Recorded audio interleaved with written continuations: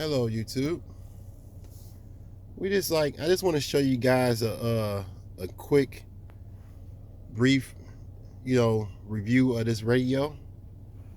Okay, so let's go here. As you guys can see, we got the radio.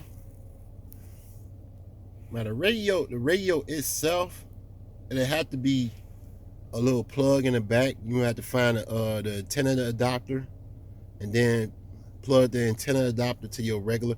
For some reason, none of these radios have, the regular antenna setup where you can just plug it right up into the radio. You gotta pay what, extra $2-3, maybe about no more than $5 for the antenna adapter.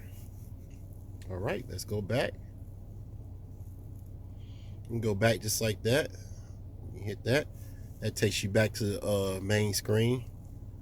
Also, you have the AUX, and that's when you want to hook up your backup camera, which I don't have hooked up.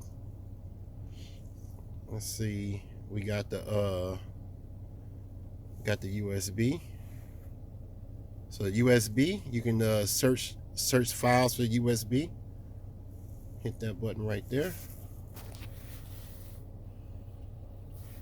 Now you can go back. You can hit back. It'll take you to the folders. You hit back again, it's take you to the main folders. As y'all can see, DJ Rustico is pretty much what I listen to a lot. Which I might start back listening to regular music though. But this USB that I have has like probably close to 10,000 songs on it. So I could listen to songs on here forever. It's still, I done had this USB probably for like maybe about over a year, and I'm still listening to songs on here that I never heard before. Especially since I had this radio, because now this radio actually read more files. So, and this little drop-in tablet right here. So you guys see that little drop-in tablet is very important, and you can go set your subwoofer. You can cut your subwoofer on or off. You can do that. The phase button. I don't know what you'll use the phase button for. You have the lightning link, which I'm still learning how to understand that. But you can do different colors around the board on that. Also, you have the sound setup, the bass boost.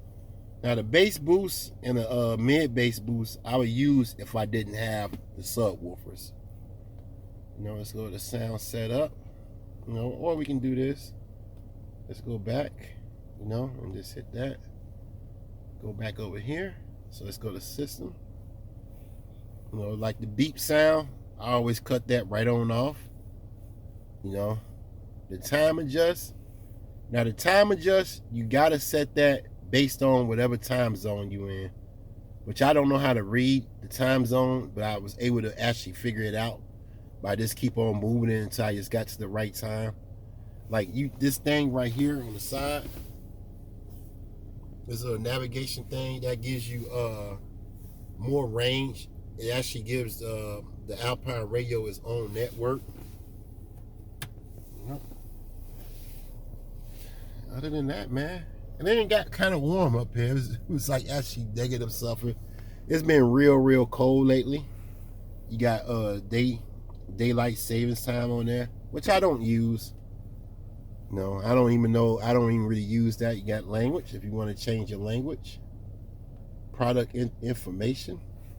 It's telling me what's the model number. What's all that. All that. Yep. Let me see. You can go down. You get the software. License.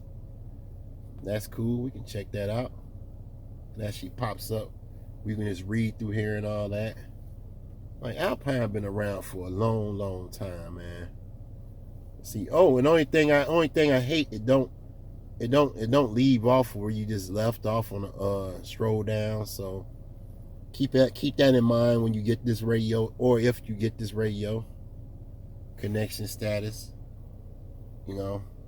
So it's like your installation. It tells you if your installation is okay. You guys seen me install this radio already. So we're gonna go to, okay, screen lighting. No, you can adjust your screen lighting if you want to, your brightness and all that. Let's go there. Like your volume. It's from your different volumes for different places. So talking, you might want to go a little bit higher than that, because people would be saying they can't hear me sometime. You know, you got the voice navigation. Let's go to 20 on that.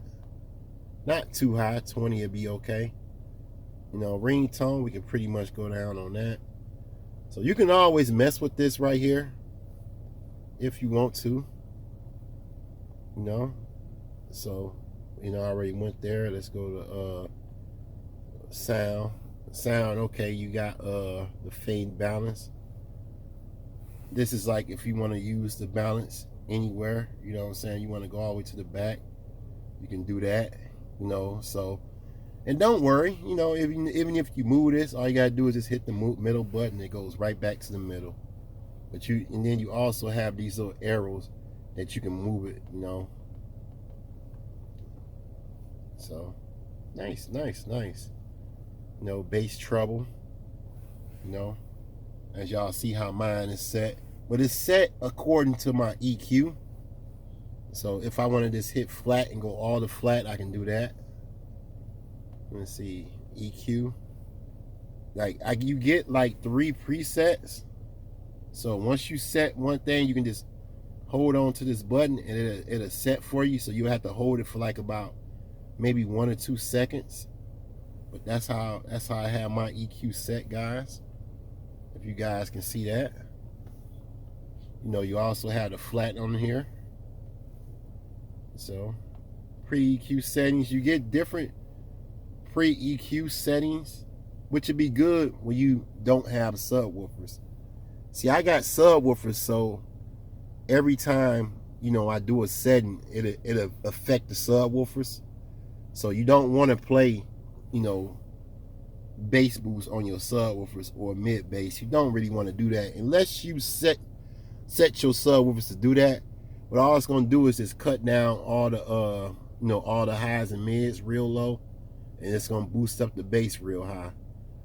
You know, let's go ahead and check this out. Moving on there. Now, this is my low pass. So I have like, you know, 125 and 125 because I want bass, a little bit bass playing through my mids and highs. My low pass is 80 for my recommended subwoofers. So recommended low pass is 80 hertz for my subwoofers. You know, let's go check this out.